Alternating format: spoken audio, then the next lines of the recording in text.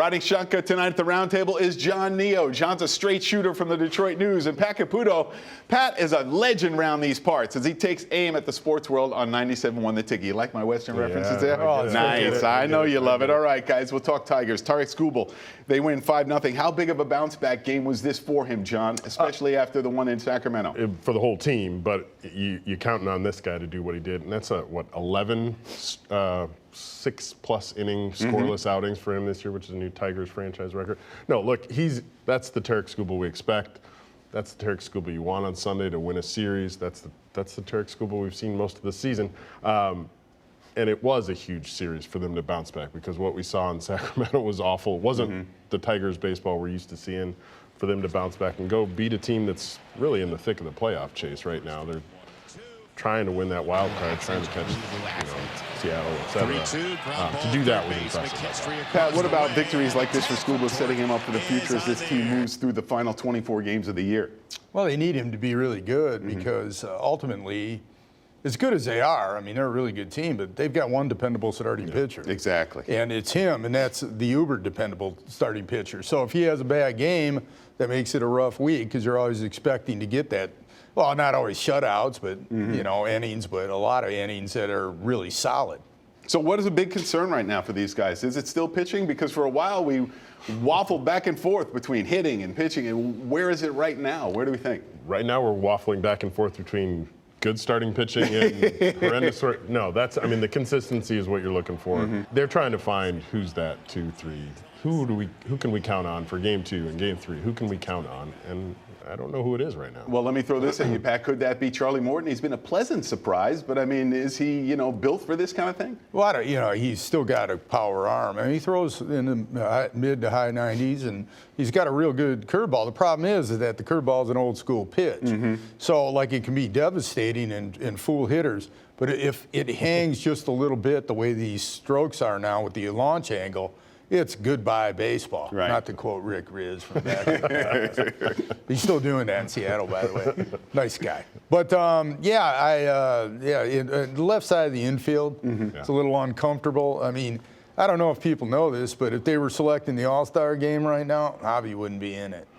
And it's just, and Trey Sweeney, I don't know if they were selecting the International League All-Star game and if he would be in it. So that's a bit of a problem. Yeah, possibly. And third base, those pop-ups in Sacramento, I don't know what was going on with Cole Keith, but it reminded me a bit of, I don't know, Nook Logan taking a knee on the 2-yard line. Oh, you got to bring me back. Two of them. You got to bring me back to Nook Logan. Oh boy, Pat. I looked at it and I said, quoting Dan, what are you doing? What are you doing? Let me throw this out. Okay, back to the bullpen for a minute. Can Troy Melton be effective in this moving forward? Absolutely. Because he's got some versatility. Yeah, and a lot of this, I know people are like, why isn't he a starter? Well, he was getting close to an innings restriction too, so that's part of this too. Yeah, he's absolutely part of it. But the other thing that I think you saw again today, Montero maybe is somebody who's going to be a factor in the bullpen in the postseason for them. But certainly Kyle Finnegan has been perfect since they got him, which is a huge help for what they had. You mentioned Montero, and Pat, AJ is going to give him probably every opportunity now to continue to keep proving himself. Yeah, for sure. I don't know. Just look with Finnegan. I think it's such a great story. Yeah. Oh, yes, no doubt. Has he given up a run yet? Nope. No, and he's just been, today he was just utterly brilliant. And just as this goes on, he was 29 years old, almost, just short of 29 before he even made the major leagues. Right. And his father was during the strike, pitched on the replacement team. So it's a good story. All right, guys, let's move to college football, where both Michigan and Michigan State open the season. The Wolverines getting the better of New Mexico. But let's start our college football rewind in East Lansing as the Spartans took on Western Michigan. We picked things up in the opening quarter with the green and white on the move. And here's Tolis putting his head down and into the end zone. First touchdown of the season for the Spartans. Childs, pressure coming, lets it go, has a man, touchdown Michigan State, it's Nick Marsh. Here's Frazier with some room, stretching into the end zone, touchdown Spartans. Back against the wall here, keeping it on the ground and nowhere to go for the Broncos. Spartan D coming up huge I believe for the first game, especially compared to last year, that the people in East Lansing are going to be happy with what they see. This is a bowl team in Western Michigan that's had a lot of success, and they did a great job. Aiden, how would you compare your comfort level in this game to last year against FAU? A lot more comfortable. I mean, I would ask you though. Like, did you see me more comfortable? Like, that's a real thing. You know, it's just I felt like I belonged. I felt like I was just ready to go. I was ready to, I could sit there in the pocket and throw the ball. I could escape when I had to escape, and I just felt like I was dictating the game. I felt like the game was under my control, and went out there and played how I did. 2nd down and 10. Goodwin, the motion man. Handoff up the middle. Haynes with a hole. Bursts it to the outside. Now the speed. Here comes Haynes. Touchdown. Haynes, jump cut. Gets away. Oh, it's Underwood with a block. And Haynes walks in. Underwood to the air. Looking end zone. Wide open. Klein. Touchdown. Bryce Ball down the field. Defense right now. Run it. Haynes. Hole. Haynes already broke one loose. Looking to do it again. Will they catch him? Haynes up the middle. Touchdown. It's a Haynes hat trick. That was a surreal feeling being in the big house. I've been coming to the games since I was 8, 9 years old. So it's just a surreal feeling to have a black on my chest and to score a touchdown in a black uniform. I felt like there was consistent energy from snap one all the way to the end. Didn't matter who was in there. Guys played physical. Guys played fast. And yeah, there's things we got to clean up. We got to get better at, and we know that. And the best part about it is our kids know that. They understand the standard of Michigan football. Okay, let's bring it back to the roundtable. Sharon Moore commenting on the standard of Michigan football. He's got to be talking about a new standard, right? Because the old standard is a bit tainted, correct? I'm just trolling there, guys. I'm just trolling. It was, but everybody who heard that, a lot of people were thinking the same thing. Exactly. So that is part of the issue. But I thought they looked really good in the game, and Devin Gardner was terrific. I mean, Bryce Underwood. Yeah, I was going to say, on the sideline with the microphone, maybe. But, John, let's talk about Bryce Underwood. I mean, 251 yards passing. I think that set a record at Michigan, didn't it? It's more than they had like all of last year combined. Yeah. He looked as advertised, which, is hard to do when you're the savior the way he was. But no, he's got an arm. We knew that he had an arm, but he didn't make mistakes that you'd expect from the freshman. And granted, it's New Mexico. He's facing a completely different animal next week in Oklahoma. Right. Different environment.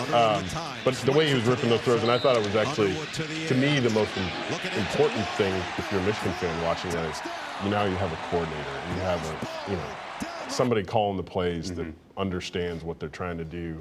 They didn't have that last year.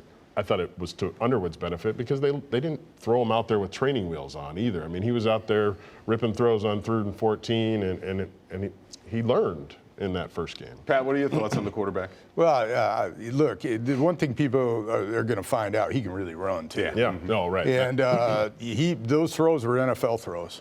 Those were Matthew Stafford-like darts. That's what they were. I mean, he had quick release, nice touch on the little back shoulder over there to Klein. He's really, really good. It looks like they've got themselves a star quarterback. And to Pat's point, I mean, they're keeping some things under wraps. Oh, no doubt, no doubt. Michigan State against Western, I'm sure. But, the run game, him activated in the run game, we haven't seen that yet. I would imagine that's saved for Oklahoma next week. Well, can we all agree that this game for Michigan was definitely a confidence booster because now they have something to build on going into a tough place like Oklahoma?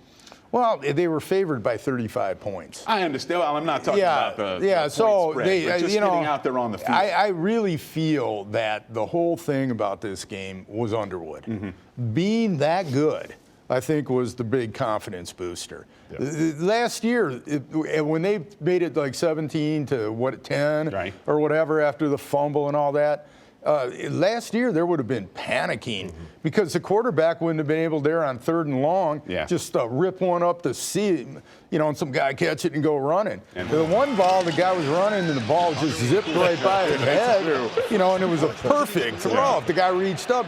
The only problem they may have is that the receivers that they have, other than the tight end, who's really good, Klein, may not be up to the caliber of this quarterback. Well, we'll see what because he's going to make those tight. He's good. We'll see what Channing Goodwin and Samaj Morgan can develop into with Underwood. Let's move to Michigan State. Okay, head coach Jonathan Smith talked about a return to the run game, and it looked like he got it because Mekhi Frazier 103 yards. Brandon Tullis also good in this game. John, I mean, they looked good at the run game. Yeah, no, and to Pat's earlier point, they've got 3 transfers on that offensive line. That right side, I mean, they were flipping back and forth all game, trying some things out. They think they've got some depth there, which is important.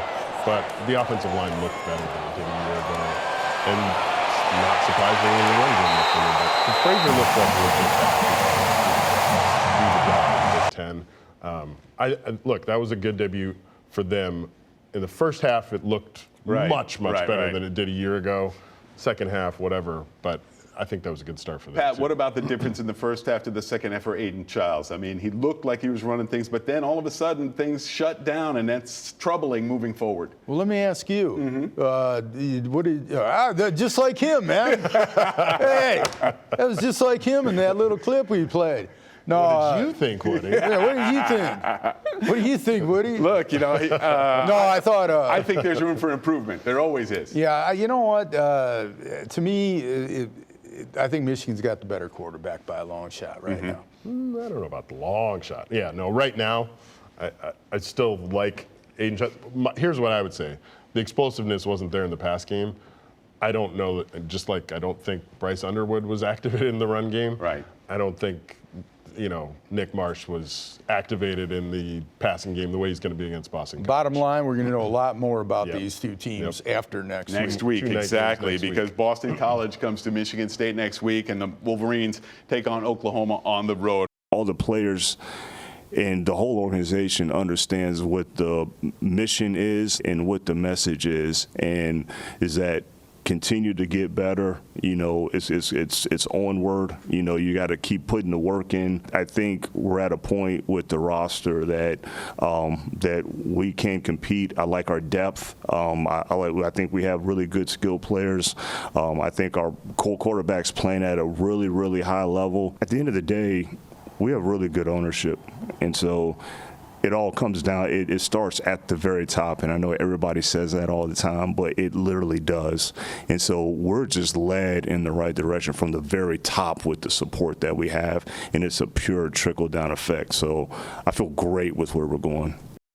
The comments of Lions GM Brad Holmes bringing us back to the roundtable. All right, guys, you heard what he had to say there, but I'm more interested in having 3 roster spots open right now. What's he waiting for, John? No, he filled them now. He didn't have them filled then. It's just semantics, and look, everybody kind of got fixated on it. They just, instead of keeping 3 guys and then cutting them to claim the guys they knew they wanted to claim, they just let those guys go. I think it does say something about this team, though, that that there is enough depth elsewhere they feel really good about what they've got. They're looking for specific things to fill out the roster now. A lot of people right now are still talking about the Lions and how they will be affected by the Micah Parsons trade. Pat, obviously, my question Getting is, calls about that on the radio? Yeah, just a few, right? Chance? Just a few. Well, yeah, people love edge rusher, but I understand that Dan Campbell's really got to talk the old players into going over there, taking that flight in, staying over there in Appleton or wherever they're at, because they're fearful of the Packers now that they have Micah Parsons. I don't think the Lions. Lions. That's the bit. It's going to start a new streak at Lambeau, 20-some straight losses. Yeah, right? So maybe they just didn't keep. It took them a while to get those last 3 spots or whatever because. Micah Parsons is coming, and they're in trouble. Lions aren't even going to show up. You see, the thing about the Lions, and I love this, but we talk about, like, the last 3 guys on the roster. I joked with you that you have to go to Canton because they're giving Tesla's gold jacket on Thursday, already. And we never mention him, Ross St. Brown. We never mention him. We don't mention Hutch. All these people. Hutch broke his leg. He's never going to play again. Hutch is going to be playing on Sunday night. Sunday afternoon. Fully healthy. Yeah, Penei Sewell, he's big and he's mean and he's tough, and but very nice off the field when he holds his little children. No doubt. And Goff, I don't know, he throws for a lot of yards, a lot of touchdowns. Oh, and you know what?